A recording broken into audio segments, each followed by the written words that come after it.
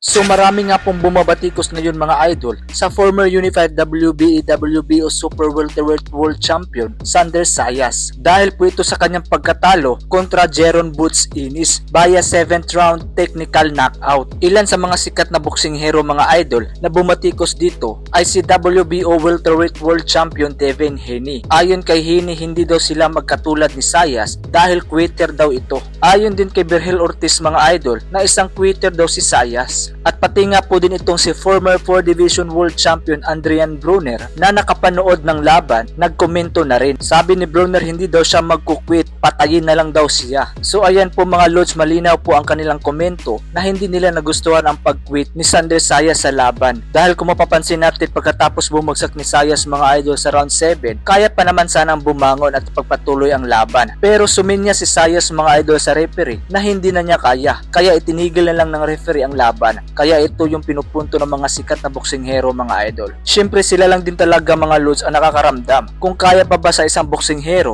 o mag-surrender na lang. Sa kabilang banda mga idol, dahil po sa impresibong panalo ni Jeron Boots Ennis at naging ganap na 2 Division World Champion, kaya naman nabuhay muli ang usaping Jeron Boots Ennis versus Terence Bud Crawford. Nakikita talaga ng maraming fans mga idol na si Ennis lang talaga ang tanging makakatalo sa former 3 Division undisputed champion. Ayon din sa promoter ni Ennis mga idol na si Eddie Hearn, mahirap daw hamunin ang taong matagal lang nagretiro. Pero kung sakaling papalag daw si Crawford kay Ennis mga idol, isang napakalaking laban daw talaga ito. Ayon naman kay Crawford mga idol na kung sakaling malagpasan ni Ennis ang kanyang nagawa sa boxing, sigurado daw na susuportahan niya ito. So ibig sabihin lang nito mga idol na napakalaki ng tiwala ni Crawford sa potensyal ni Ennis na maging great boxer sa hinaharap. Kaya naman ano ang masasabi niyo dito mga idol? Follow for more boxing updates.